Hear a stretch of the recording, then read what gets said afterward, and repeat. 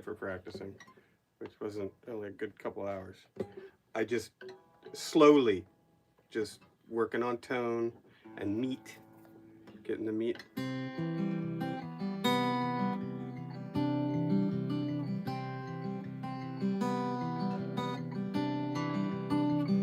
That's just.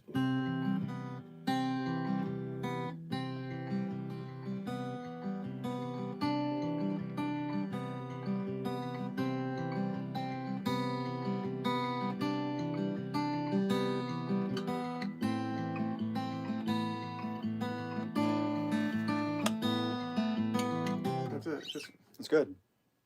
trying to keep it the same. And so this note is the same tonal quality kind of as much as this note. You know what I Right. mean? And it takes some time to get the thumb. Oh, yeah. Some people have the opposite problem. Some people, the thumb notes are really loud and everything else is kind of eh. For you, that B string is coming out louder than everything. So, And it's because of the nails. I'll catch it with my nail, right. right? Instead of the meat, which is what I'm just, it's about changing my whole, because I'm like this, used to doing this, trying to get it to be tinny. Right. Instead, I'm here.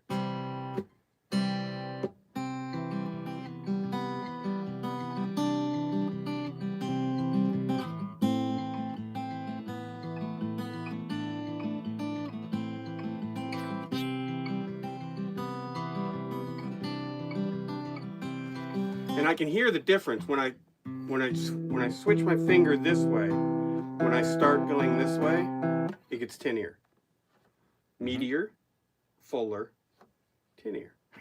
Right. So it's the difference. It's the difference between playing and. It is, yeah. And sometimes you need both.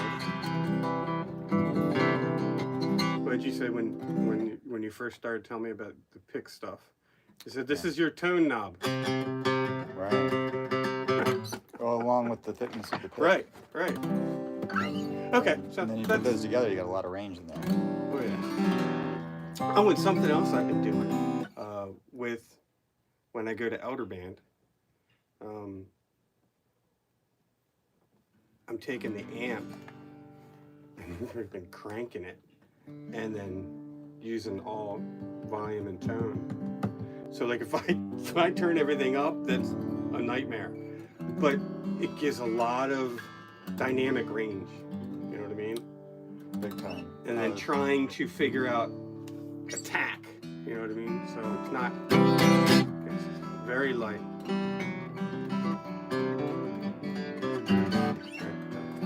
Yeah, I was watching Beato talking to Daniel Lanois, and he was talking about that. They were talking about turning the amp up and playing softly. It's very difficult because I can tend to be an aggressive player, which is. But it makes it, when you turn the amp up and play softer and use the volume, it makes it more like the acoustic guitar as far as the dynamics, because you can punch it and stand out if you want, or you can make it really clean and really nuancy, and then you have all that range in between. Right.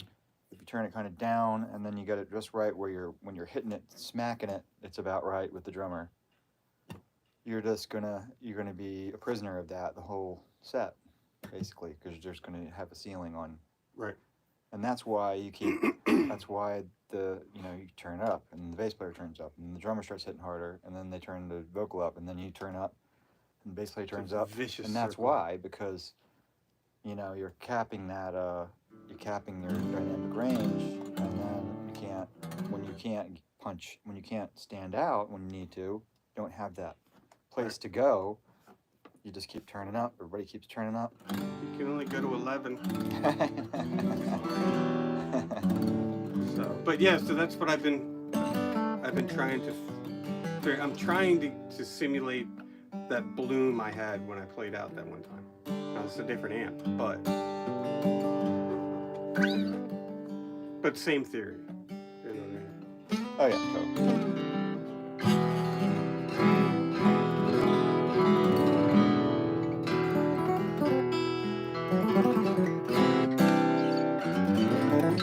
Oh, what else did I do? So they're all into they're all into playing House of the Rising Sun. Right?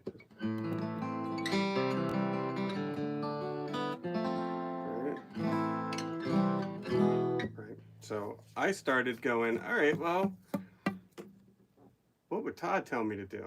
Find somewhere else to play it. So for that, I was up here. All right. And then for the, oh. And then D, I came here. And then F was the one I didn't know what to do with F. So figuring F was here, but that's kind of boring. You know what I mean? So I didn't know what to do with that. I want to ask you about that. So anyway, I was trying to play it all here. Yeah, that's a good exercise. You know what I mean? It might not be the best thing for the song. No, but if But the it's a other good guitarist exercise. is doing that.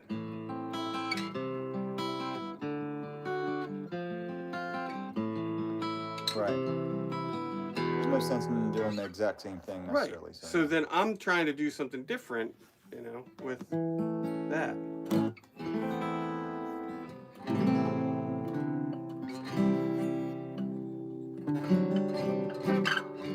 Plus I get to use that deeper.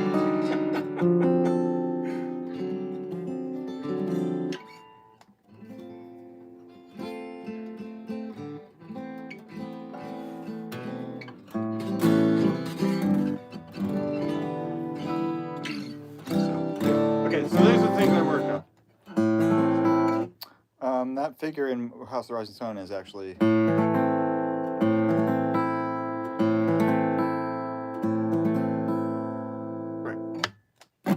Yes.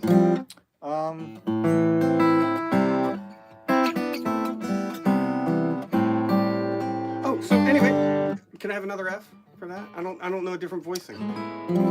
Is there another voicing you can use?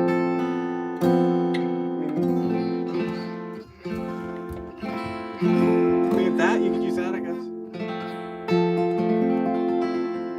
well, you know, for the song, any kind of exotic F, any kind of exotic voicing or anything, probably not going to work that great for the song because the song is just basic, right? It's a straight song, but it's still a good exercise to challenge yourself to find other voicings with these chords. F, you know.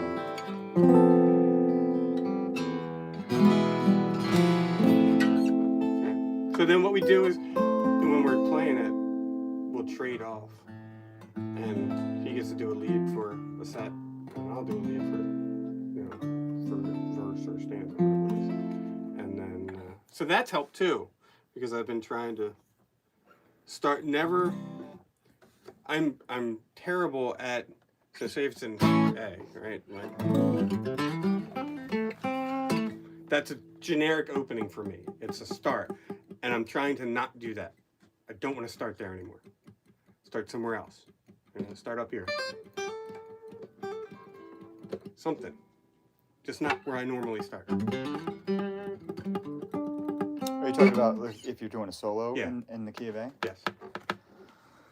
Yeah.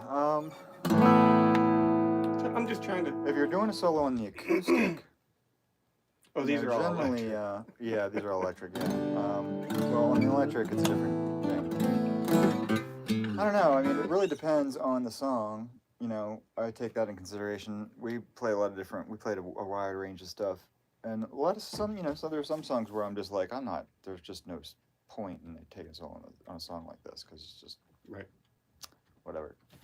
Other stuff, it's kind of wide open, but I still try to figure, okay, well, major pentatonic's not going to work. It's going to be kind of cheesy, or, you know. I mean, another thing to think about would be just seeing what you hear before you pick a scale shape. See if you can hear anything in your mind, what you would do melody-wise. Rather than depending on a pattern, which ultimately we all have to do at some point. But Well, what I was going to try next time, there's no practice this week, but next week, because I know they're going to do it, But what I was going to try and do is start outlining chords. Find triads or whatever and outline chords and try it that way. Just to to look at it, try and force myself to look at it a different way. You know what I mean? I don't know if it'll work or not. It's worked for other people. Yeah, we haven't really gotten too far into soloing yet, have we? I mean, No. Maybe a little bit, but Very little. I have too much other stuff to work on. yeah. Yeah, I mean, I think, when you go on YouTube or Instagram or whatever, and you start looking for, if you start trying to figure out the soloing thing and how do I solo over this chord, how do I solo over that progression, and what's a cool pattern for this key, what's a cool pattern for that key, what's a cool pattern, when do you play pentatonic or when do you play major pentatonic or when should you not do this, or blah blah blah. And there's a lot of mode stuff, and there's a lot of, you can use this scale over that chord, and you can try this, and you can try that, and, learn your triads, know your triads in all keys, blah, blah, blah. And you just go down that, it's a huge can of worms, I'm sure you know. But for me, the way that I do it with my students is I just have you guys learn a million solos, that's really what you need to do to really get a vocabulary together is you need to learn the solos. Not only, I don't mean just like learn the solo, I mean like, really absorb the solo. Learn why, what. Yeah. Right. John Mayer had a video circulating around that I saw on my feed that I thought was really good because it's exactly what he said. He's like, just learn stuff. And, the main thing to do when you learn a phrase or whatever it is learn why. He didn't really get very deep. He just says, learn it, but also learn why. So, and he didn't really elaborate on it, but I think probably most people know what he means when he says learn Sure. why. So Why does it fit where it does? and everybody kind of says yeah, I know, but putting that into practice. So Well, what I'm trying to do now is what you originally told me. The only solo we really talked about so far was Sultan's Swing. Star Straits, what are you gonna do? Mark Knopfler. right. But then you said before that was hum it first. Hum something first. What do you hear in your mind that you need this to sing? Yeah, because that's, you're going to get a different result pretty much every time if you give yourself a chance to, you put on a backtrack and you go, okay, what am I going to play? And then you're going to gravitate towards some pattern probably. But you put on that same track and you put the guitar down and you just go, okay, well, I have to hum an interesting melody over this. It doesn't have to be anything that I can't sing technically, but it has, let me see if I can do Right. something interesting. You're definitely going to do something that's different than what you would have done Right. if you had the guitar. And You're going to have less notes. notes. It's going to have less notes. Right. It's going to be slower because you probably can't sing a lot of. You can't sing. You can't sing this. Right. You can't sing that. So you're going to have to sing. You have to do that. Kind of like when you first started playing, right? Right. But the thing that you're doing is you're not hunting, pecking through patterns. You're actually using your ear because you're going, okay, the next note's. The way you're thinking about what the next note should be is completely different, generally, than not eventually. Eventually, you can kind of meld these two things together, obviously. I mean, that's the idea.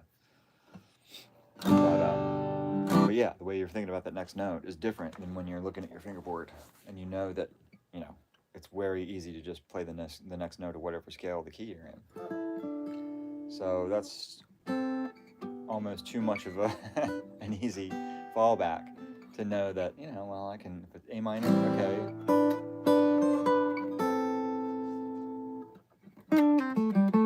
It's just too easy to do that over A minor. Right. So to push yourself, yeah.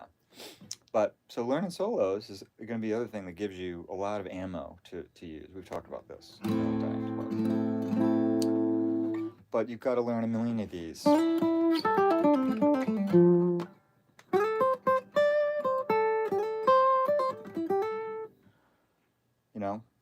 You got to you learn a million solos. Okay. Well, I'll pick one this week, and I'll let you know what it is. we haven't really, with the acoustic guitars especially, getting into really soloing is a Well, little if bit we're gonna be crazy, soloing, but- I'm gonna have to bring all that. Yeah, you have your Spark is still over there. So. I don't need that at all. Sort of, you know, it's not that far away from things we've been doing, like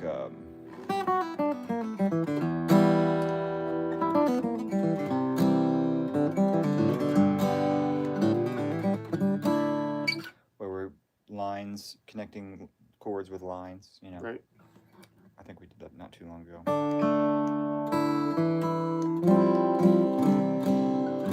But still, you need to have some phrases at your disposal that you can that you can use and that you're able to mold into different keys and different tempos, or even different time signatures. Take a phrase that was originally intended for 4/4 and try to turn it into a 3/4 timing, or vice versa. It's a good exercise. That just went. You would have to demonstrate that. Say I wanted to change. This is in 4/4.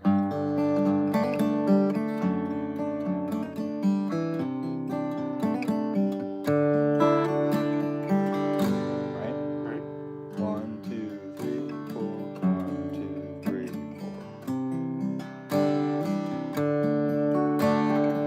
4. So if I went 1, 2, 3, 1, 2, 3. Changes the whole feel. Yeah. So,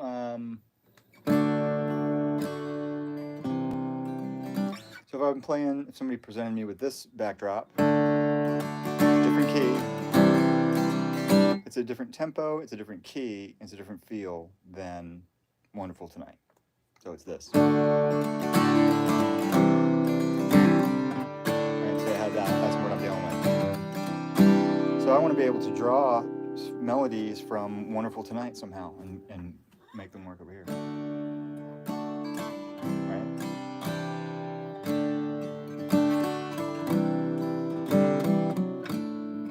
So that's what I'm talking about, is being able to, you've got to have some phrases and sequences. That's why we're doing stuff like this.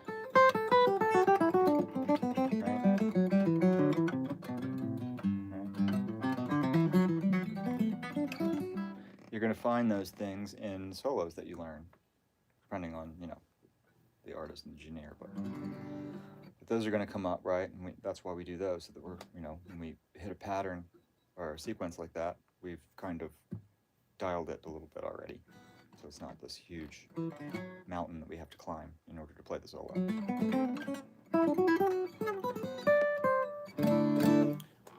Timing is huge. Like I said about being able to envision this.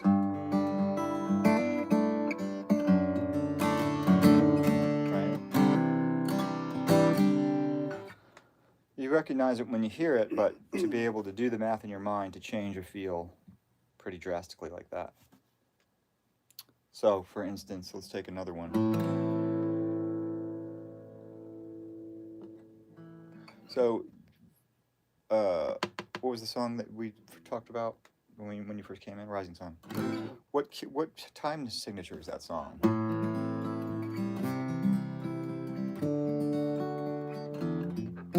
Mid 4/4.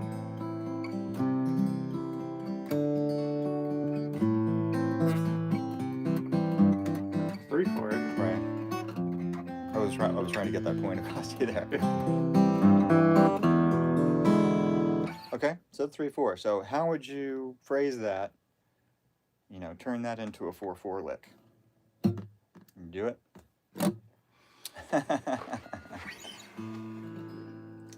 You have to just start regular strum.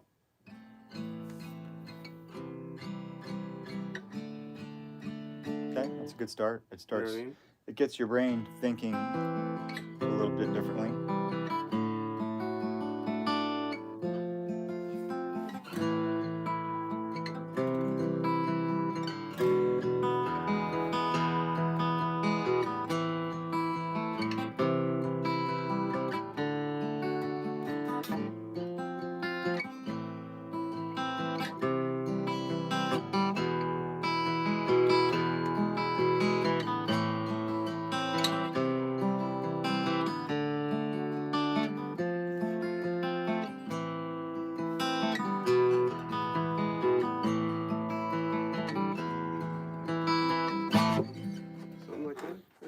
going out, Well, so more or less what you did was you took the chord progression right? and then you did a 3/4 strumming pattern in that chord progression.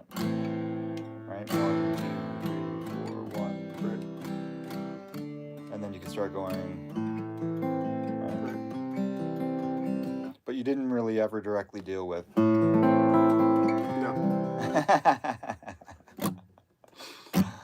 So that's. Well, I'm a man. I'm good at ignoring things. That's what we do naturally. Right. So I could go.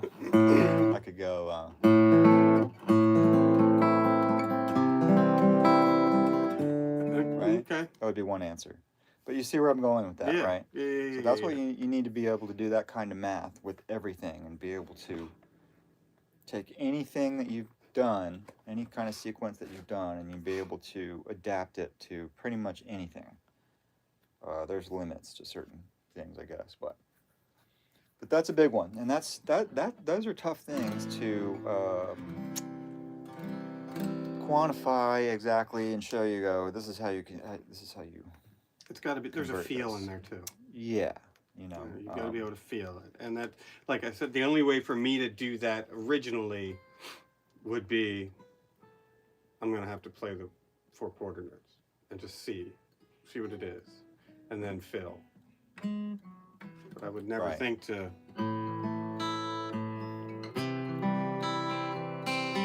Right, I would never think to do that.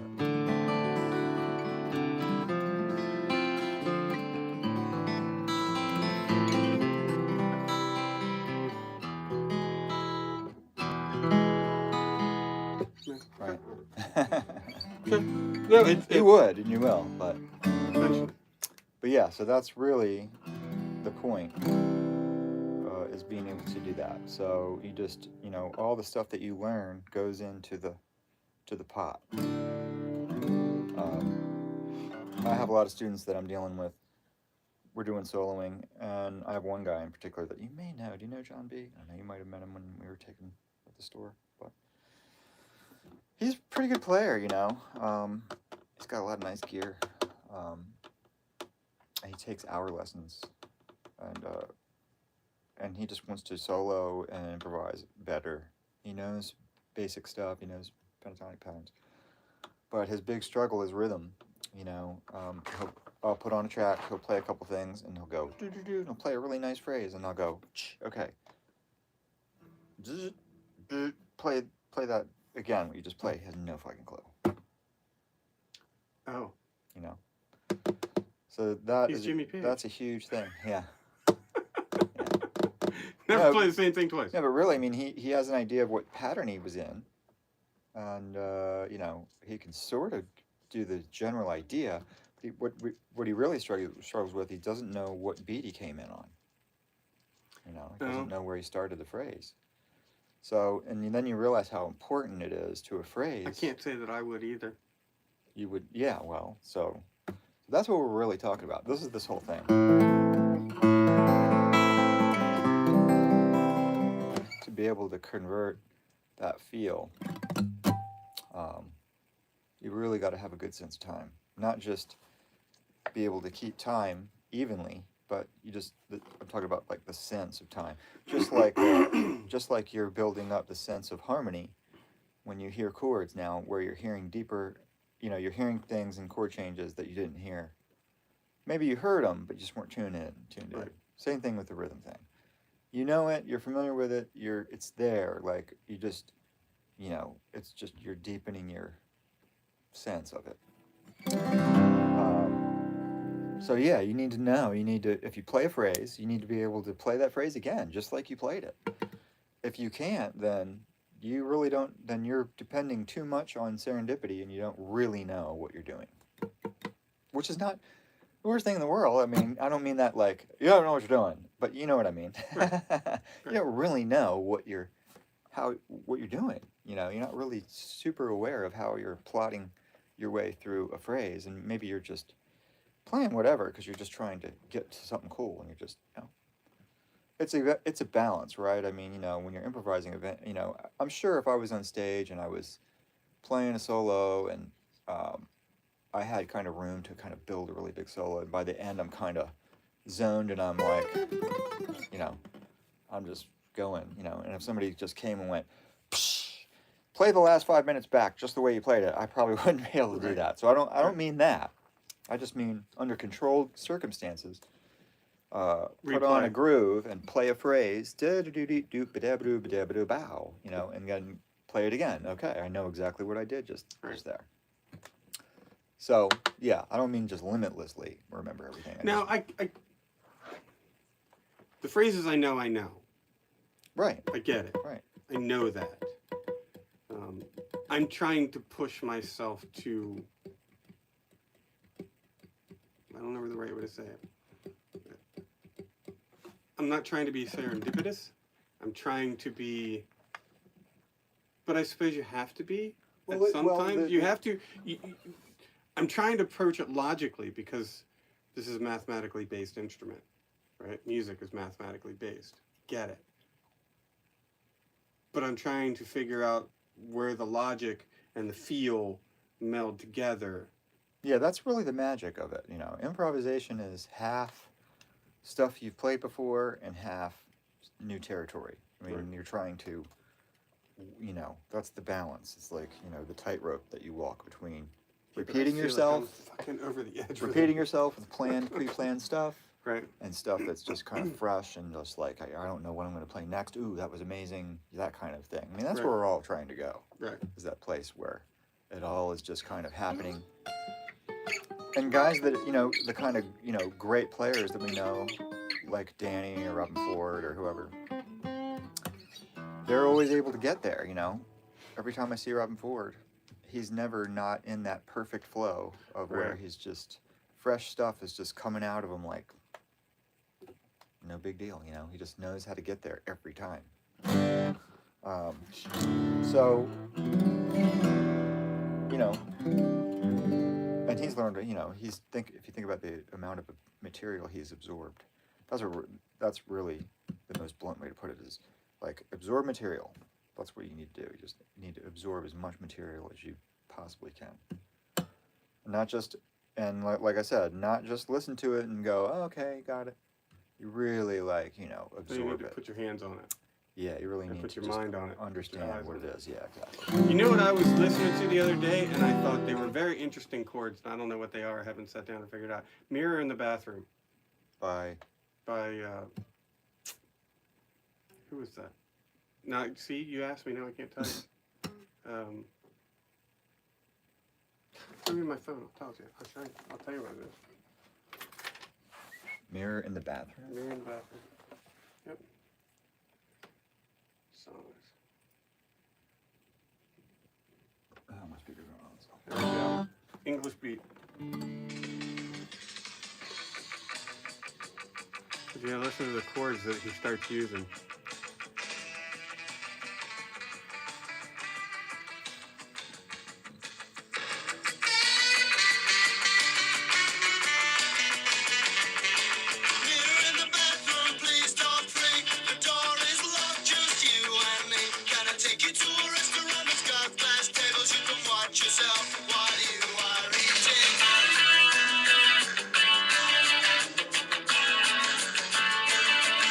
Those are just sus chords with chorus on them. Right. This kind of stuff. Sus twos.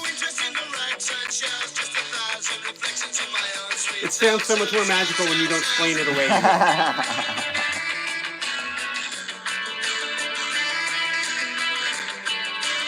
Yeah, sus twos with lots of chorus on them, which was a big deal in the 80s. Right. Just what is it? Definitely heavy 80s. 80s, okay. Yeah. It's like there was sort of a well, you know, the Police. Right. They were Andy ahead of the game. Such a good guitarist. Yeah, totally underrated too. Oh God, yeah. But I mean, look at the lineup. You had Sting, who's just a freaking genius. Great bass player. And Stuart Copeland on drums. Yeah, he's a living, breathing metronome. Super group for sure. Grooves for days. But Andy Summers did a lot of that. Yeah.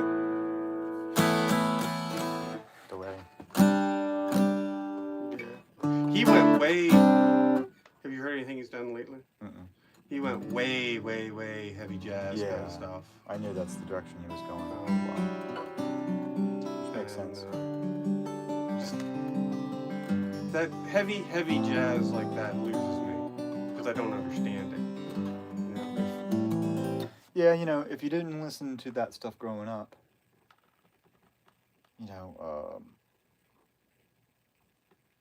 like Wes Montgomery, you know, he was a great jazz player, and he didn't read any kind of music. He didn't really know what he was playing technically. But he grew up listening to jazz, though. Right. You know, when he was growing up, jazz was in his ears. All those standards, 30s and 40s, jazz was pop music. Right. So all those people that were growing up in that time period, Oh, all they boy, heard from when they were little was jazz. And they heard, key changes galore and modulations Right. and constant, barrage of sequences, Coltrane, Benny Goodman, Charlie Dizzy Parker, Gillespie. Dizzy Gillespie, all the jazz stuff that was happening. And then until about, the 50s, when I guess rock started invading in the mid-50s, right? Something like that. But jazz was still going pretty strong into the 60s and 70s, then because you had to start to have the fusion stuff come up. Wes Montgomery was a little bit later on, but then you had Miles Davis came and changed a lot of the terrain, along with Herbie Hancock and all the new fusion guys, Chick Corea, when all that shit started to happen, Mahavishnu and all that stuff. And then after that, I was a little kid in the 70s, so Me too. I pretty much grew up on, that was what I grew up on, what was happening in the 70s. Eagles, Steely Dan, blah, blah, blah, blah, blah, blah. Not jazz. Right. So, I still remember you have, it's weird, you have these memories from childhood. I can remember my mom's kitchen was a very small kitchen, but there was a small portion next to the sink that was, the cabinets were recessed, and so it was like a counter, and she had stools in her there, and we'd eat our breakfast there before we ran out to go to school. We walked uphill both ways. Yeah, of course. In the snow. Yeah, oh yeah, feet. But I can remember reeling in the years, being on the radio, eating my waffles, and then what was the other one? Afternoon Delight. That was a big one. Yeah, I remember that one too. That was a big one. Elton John. Oh yeah. At that time, Goodbye Yellow Brick Road and Benny and the Jets. Oh yeah. All that stuff was on the radio. Benny and the Jets. Well, we had that record. Whatever that record was, those tunes on it. Yeah, Yellow Brick Road. That was him with the hat looking back over his shoulder. Yeah, that's right. Yeah. And Crocodile Rock. Oh yeah. And ELO. ELO. Tom Petty. Oh yeah. Refugee. All that shit was coming out back then. So that's what was in our ears. We weren't hearing sharp 9, flat 9 augmented with jazz minor sequences over it. You had Hendrix. Right, but you know what I mean. You didn't have, you weren't listening to, you just didn't have, the jazz thing wasn't in your vocabulary.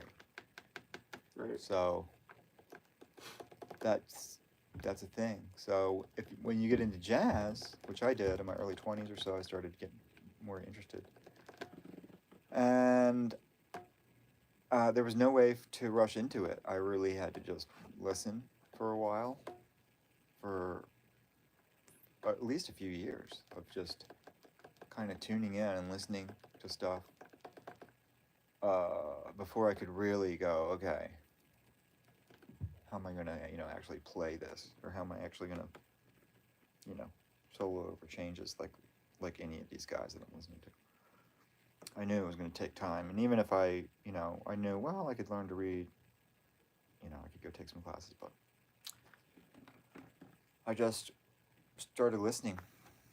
And then I would started just transcribing solos, just like we were talking about, where you just start going, I like that line, I'll learn that line. That goes over this chord, you know. And then, you know, just learned a million of those.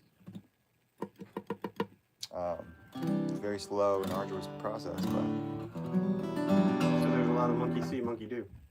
Yeah, I mean, you know, that's the thing. You have to just, you learn how it works by just learning it and playing it and using your ears to go, okay, that's why that works. Because you're learning, you know, you want to know, oh, that works because X, it's in the X sequence and it's in this key and that note makes sense for that key. You learn those kind of rules, but you also learn other things. You just learn, like for instance, I'm sure that's happening now where you're just learning to hear what a fifth sounds like anywhere. No matter where it is, you just start to realize that, okay, that is an interval, you know, it's in different spots, but you just can hear that, you know, fourths. You can just hear those. You just know when you hear a fourth. And that builds and builds and builds. You know when you hear a triad. You know, whether it's major or minor. And then you start to go, oh, that's a minor triad. That's a major triad. Then you start to hear the suspended notes pop out. Oh, it's a sus2. No, it's a sus4. And then you can start to hear if the fifth has been moved up or down. Oh, that's augmented. You know, that's diminished. Or whatever. And that's really what you're doing when you're learning solos. It's a combination, of course, but you're learning the technical rules and maybe what things are called, maybe not. Maybe you're just learning this note works over this. And that's it. As long as you can keep track of them, you don't necessarily have to know the technical names they've been given. All you need to know is be able to know what it is and know that that goes with that. You don't necessarily have to know the technical name of that. Wes Montgomery, Danny Gatton, those guys were like that. If you asked him, what's that substitution you used, blah, blah, blah, and you were playing in B flat, what was that? He'd be like, I don't fucking know what the fuck you're talking about. Really? You know,